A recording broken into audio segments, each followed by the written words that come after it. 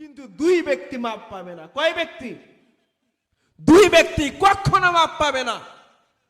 একটা যে শিরিক, আল্লাহর সাথে যে শিরিক করে, এই শিরিক নামক গুনাহ যে করে, আল্লাহ পাক রব্বুল আলামিনের কাছে মাপ পাইবে না।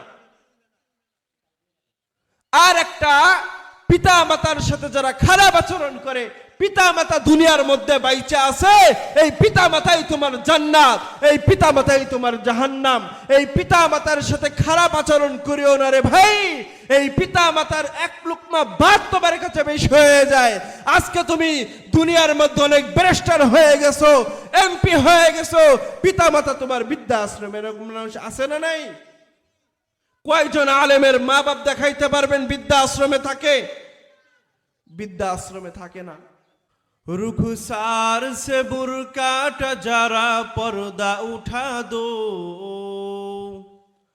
रुखसार से बुरका जरा पर्दा उठा दो, लिल्लाहे मुझे हुस्ने खुदा दाद दिखा दो, लिल्लाहे मुझे हुस्ने खुदा दाद दिखा दो। मैं दूर हो मजबूर हो ऐ सैयद आलम, मैं दूर हो मजबूर हो ऐ सैयद आलम, दीदार दिखा दो नहीं आवाज सुना दो।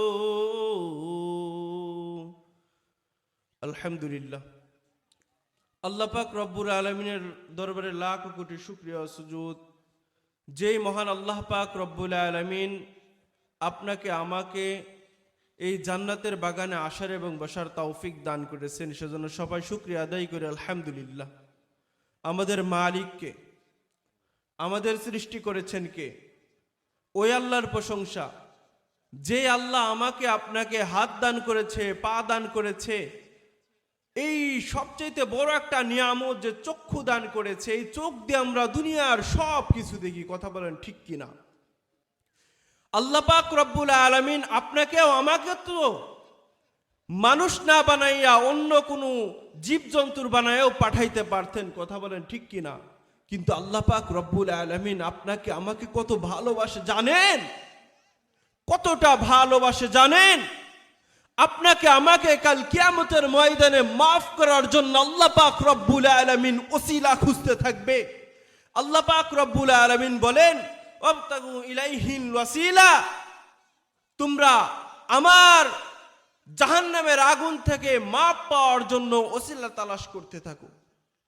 কাল কিয়ামতের ময়দানে আল্লাহ পাক রব্বুল আলামিন আপনাকে আমাকে মাফ করার জন্য ওসিলা তালাশ করতে থাকবে। দুনিয়ার মধ্যে যারা একটা পশুর উপরে রহম করেছে, একটা পশুকে পানি পান করেছে, এরকম হাজার হাজার মানুষ আল্লাহ পাক রব্বুল আলামিন তারা জাহান্নামে চলে যাবে, জাহান্নাম থেকে বের করে জান্নাতের মধ্যে দিয়ে দিবেন। সুবহানাল্লাহ। তাহলে আল্লাহ পাক রব্বুল আলামিন একটা ওসিলা তালাশ করতে থাকবে। ওসিলাটা কি?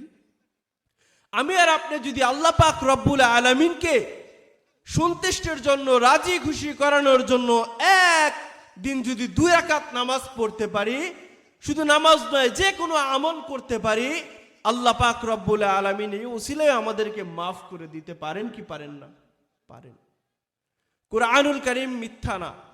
কুরআনুল কারীম বলে তোমরা ওসিলা তালাশ করতে থাকো। আজকে তো দুনিয়ার মধ্যে অনেক মানুষ কুরআনুল কারীমকে মিথ্যা বলে প্রচার করে বেড়ায়। কথা বলেন ঠিক কিনা?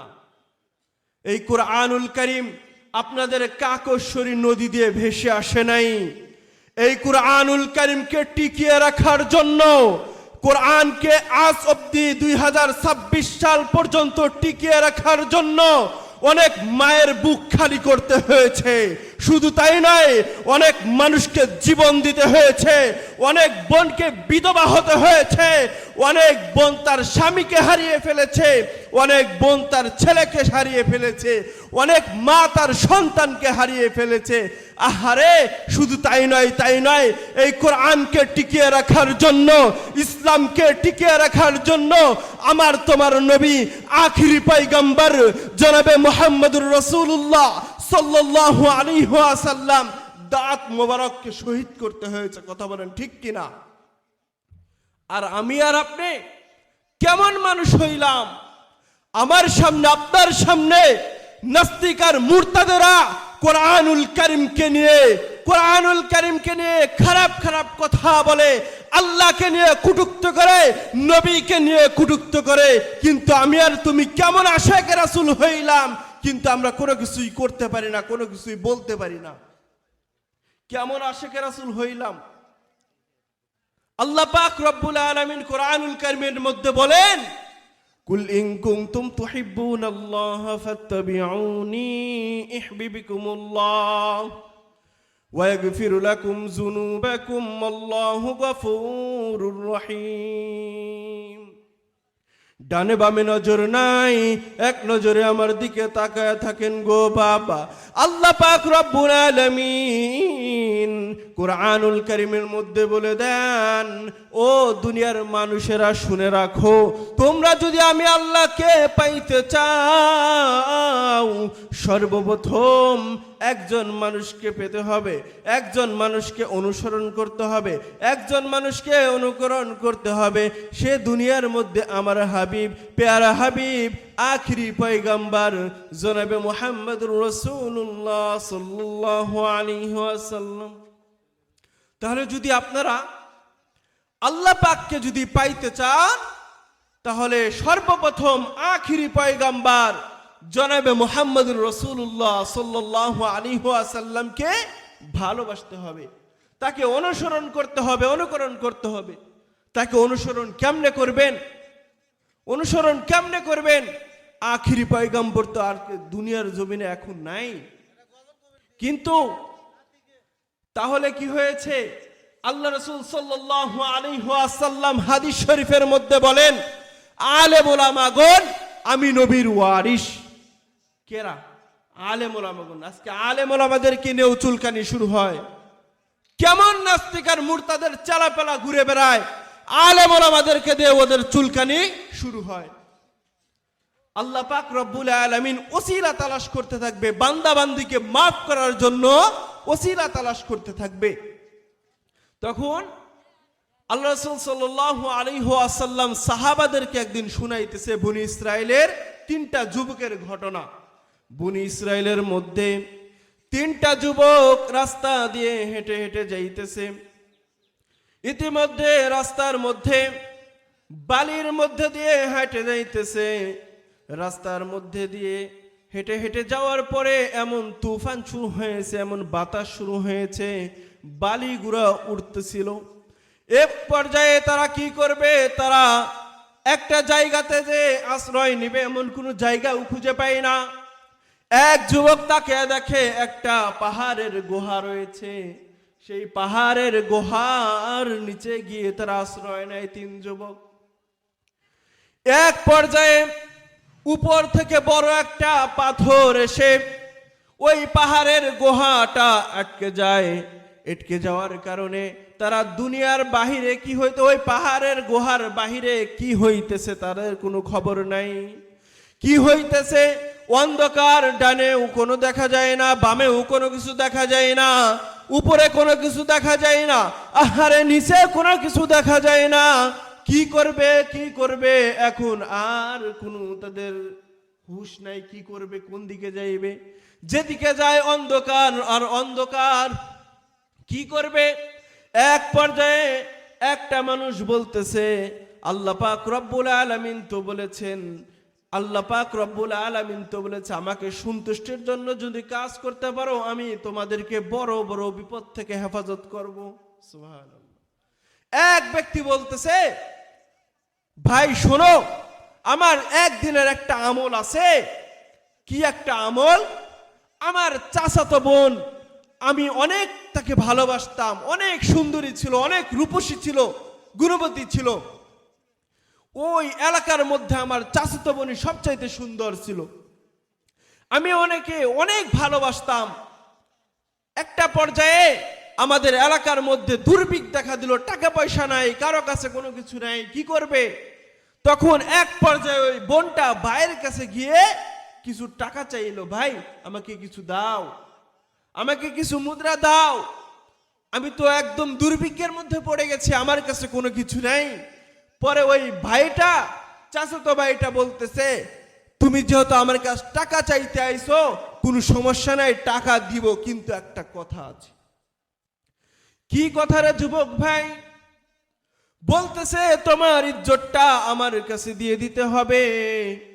তুমি যদি তোমার এই ইজ্জতটা যদি দিয়ে দিতে পারো, আমি তোমাকে এর বিনিময়ে টাকা দিব। ওই বোনটা বলতেছে, আল্লাহ কিন্তু সব কিছু দেখেন, দুনিয়ার কোনো মানুষ কোনো কিছু দেখে না, একমাত্র আল্লাহ পাক রব্বুল আলামিন দেখেন। যদিও সমস্ত মানুষের কাপড় দিয়ে যদি চোখ বন্ধ করে দেওয়া হয়, কিন্তু ওই আল্লাহ পাক রব্বুল আলামিনের চোখ বন্ধ করা যায় না হে ভাই। ওই আল্লাহকে কেমনে ফাঁকি দিবা? ওই আল্লাহ পাক রব্বুল আলামিনের কাছে গিয়ে কি বলবা যদি দুনিয়ার মধ্যে জিনা নামক গুনাহের কাজ করে ফেলো রে ভাই? তখন ওই যুবক ভাইটা বলতেছে, আহারে আসলেও তো সত্য কথা যে আল্লাহ আমাকে খাওয়ায়, তোমাকে খাওয়ায়, আমাকে সব কিছু পান করায়, তোমাকেও পান করায়। যে আল্লাহ পাক রব্বুল আলামিনকে দেখা যায় না, কিন্তু আল্লাহ আমাদেরকে দেখেন। যাও, আজকে তোমাকে আমি ছেড়ে দিলাম, তুমি যে টাকা চাইতে এসেছো টাকাও তোমাকে দিয়ে দিলাম, এই টাকা তোমার আর কোনোদিন আমাকে শোধ করতে হবে না।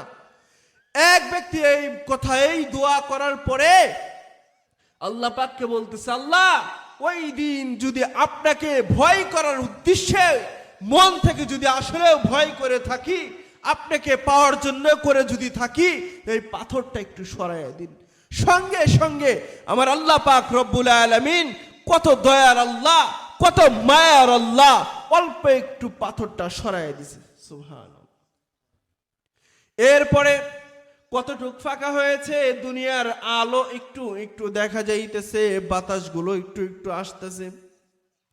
আর এক ব্যক্তি বলতেছে, ও ভাই, আমারও এমন একটা আমল আছে, আমি যে আমলটা একমাত্র আল্লাহকে রাজি খুশি করার জন্য করেছিলাম। কি আমল? বলতেছে, অনেক দিন আগের ঘটনা। একদিন এক রাখাল আমার বাড়িতে কাজ করত। এক পর্যায়ে আমার সাথে কথা একটু কাটাকাটির কারণে সে আমার বাড়ি ছেড়ে চলে যায়। সে বাড়ি ছেড়ে চলে যাওয়ার কারণে যে পারিশ্রমিক, যে টাকাটা যে আমার থেকে পাবে, কিন্তু টাকাটা তার হাতে আমি পৌঁছাতে পারি নাই। এর জন্য আমি তার টাকাটা নিয়ে একটা বকরি ক্রয় করেছি। এই বকরি ক্রয় করার কারণে এই বকরি থেকে অনেক বকরি বরকত দিয়েছে আল্লাহ পাক সুবহানাল্লাহ। এক পর্যায়ে বকরির একটা বড় একটা পাল হয়ে গেছে। অনেক দিন পরে ওই যুবকটা আবার ওই বাড়িতে এসেছে, বলে, ভাই আমি অনেক গরিব মানুষ, আমি অনেক ক্ষুধার্ত, আমাকে কিছু দান করে যান, আমাকে কোনো কিছু দান করে যান। ওই যুবকটা যখন দেখলো আসলেও তো সে তো আমার ওই বাড়ির সেই রাখাল, তাহলে তাকে অবশ্যই দান করতে হবে। ওনাকে বাড়িতে সুন্দর করে নিয়ে খানা পিনা খাওয়ানোর পরে বলতেছে, আমি তোমাকে কিছু দান করব, কিন্তু শর্ত আমার সাথে তোমার যেতে হবে। কোথায় যাইতে হবে? বলতেছে, একটু সামনে আমার সাথে যাইতে হবে। বলে, ঠিক আছে চলো। যাইতেছে, রাস্তার মধ্যে রওনা হয়ে গেছে। এক পর্যায়ে সামনে দেখে অনেক বকরির পাল। বলতেছে, এই বকরিগুলা তোমার? ওই ব্যক্তিটা বলতেছে, হ্যাঁ, কি তামাশা শুরু করেছো? তামাশা করতেছো আমার লগে তুমি? আমি তোমার কাছে মাত্র কয়েক টাকা চেয়েছি, তামাশা করতেছো? পুরো বকরির পাল আমারে দিয়ে ফেলতেছো। তখন বলতেছে, এ ভাই শোনো, তুমি তো আমার বাড়িতে কাজ করেছিলে, পারিশ্রমিক না নিয়েই চলে এসেছিলে, এই কারণে আমি তোমার ওই টাকা দিয়ে একটা বকরি ক্রয় করেছি। সেই বকরি থেকে অনেক বকরি হয়েছে। একমাত্র আমি আল্লাহ পাক রব্বুল আলামিনের ভয়ে, একমাত্র আল্লাহ পাক রব্বুল আলামিনের ভয়ে আমি এই টাকাটা নিজের পকেটে ঢুকাই নাই। এই টাকাটা দিয়ে আমি একটা বকরি ক্রয় করে রেখেছি। ক্রয় করার পরে আল্লাহ পাককে বলেছি, আল্লাহ যদি কোনোদিন ওই বান্দার সাথে দেখা হয়, ওই বান্দাকে আমি সমস্ত সব বকরিগুলো দিয়ে দেবো। সুবহানাল্লাহ।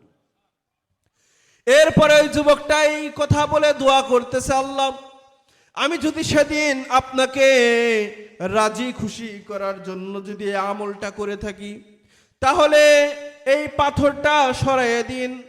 এরপরে ওই পাথরটা আরো একটু সরে গেল, সুবহানাল্লাহ। এরপরে আরেক ব্যক্তি বলতেছে, আমার একটা আমল আছে, আমি একমাত্র আল্লাহকে রাজি খুশি করার জন্য একটা আমল করতাম। কি আমল করতে হে ভাই?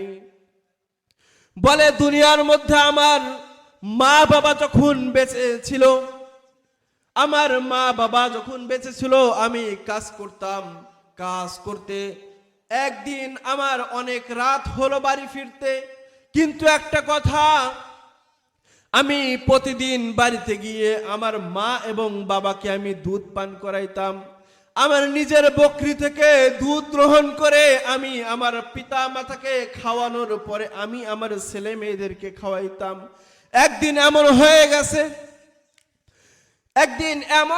গেছে, অনেক রাত হয়ে গেছে, আমার ছেলে মেয়েগুলো ক্ষুধার যন্ত্রণায় ছটফট করতে আছে, আমার মা বাবাও ঘুমিয়ে পড়েছে। আমি দুধের পিয়ালাটা নিয়ে এরা পায়ের পাশে দাঁড়িয়ে আছি, সারা রাত হয়ে গেছে। সকালবেলায় যখন আমার পিতামাতা ঘুম থেকে উঠে, বলে, কি ও বাবা, তুমি এখানে দাঁড়িয়ে আছো কেন, ঘুমোতে যাও নাই? বলে, না না না, আমি ঘুমোতে যাই নাই। কেন ঘুমোতে যাও নাই রে বাবা? বলে, আমি আমার বকরির দুধ, যে সর্বপ্রথম যেই দুধটা দহন করি, এই দুধ আমি আপনাকে এবং আম্বাকে পান করাই, এরপরে আমার ছেলে মেয়েদেরকে পান করাই। সুবহানাল্লাহ। আল্লাহ যদি এই আমলটাও আপনাকে রাজি খুশি করার জন্য করতে করি, তাহলে এই পাথরটা পরিপূর্ণভাবে সরাইয়া দিন। এক পর্যায়ে আল্লাহ পাক রব্বুল আলামিন পাথরটা সরাইয়া দেয়। সুবহানাল্লাহ। তাহলে এই আল্লাহকে সন্তুষ্টির জন্য একটা আমল করা লাগবে কি লাগবে না? আগামীকাল তো শবে বরাত, কি বলেন? শবে বরাতের রাত্রে আমল করা লাগবে কি লাগবে না? এক পর্যায়ে আমাদের এলাকার কিছু যুবক ভাইয়েরা আছে, কিছু মুরব্বী বাবারা আছে, দেখবেন শবে বরাতের রাত্রেও একটা আমল করে না। ওই টিভির সামনে বসে বসে চা খায়, চাষটালে বসে বসে চা খায়। একটা আমল, বরকতময় একটা যে রাত, এই রাত্রে আল্লাহ পাক রব্বুল আলামিন, রাসূল করিম সাল্লাল্লাহু আলাইহি ওয়াসাল্লাম বলেন, মানুষের ভাগ্য পরিবর্তন হয় দুইটি কারণে। কয় কারণে? মানুষের ভাগ্য পরিবর্তন হয় দুইটি কারণে। এক নাম্বার কারণ হচ্ছে মানুষের নামাজের কারণে, দুই নাম্বার কারণ হচ্ছে আল্লাহ পাক রব্বুল আলামিনের কাছে দোয়ার কারণে। নামাজ আমরা পড়িনি মানুষকে দেখানোর জন্য, ঠিক না? মানুষকে দেখানোর জন্য নামাজ পড়া হয়, আল্লাহকে দেখানোর জন্য নামাজ পড়া হয় না। যদি বলেন, কেন হুজুর এমন কথা কেন বলেন? বলে, গ্রামের মধ্যে হাজী সাহেব মক্কা থেকে হজ করে এসেছে, কিন্তু মসজিদে যায় আগের কাতারে নামাজ পড়ে মানুষকে দেখানোর জন্য। যদি মানুষকে দেখানোর জন্য নাই হইতো, মসজিদ থেকে বের হয়ে আর এক ব্যক্তির গীবত নামক যেই গুনাহের কাজ আছে এটা করতো না, ঠিক কি না? যদি একমাত্র আল্লাহকে দেখানোর জন্যই নামাজ পড়তো, গীবতের মধ্যে তারা লিপ্ত হতো না। গীবতের যে একটা বড় একটা গুনাহ আছে, এই গুনাহের মধ্যে তারা লিপ্ত হইতো না। আল্লাহ পাক রব্বুল আলামিন দুনিয়ার সবাইকে মাফ করে দিবেন।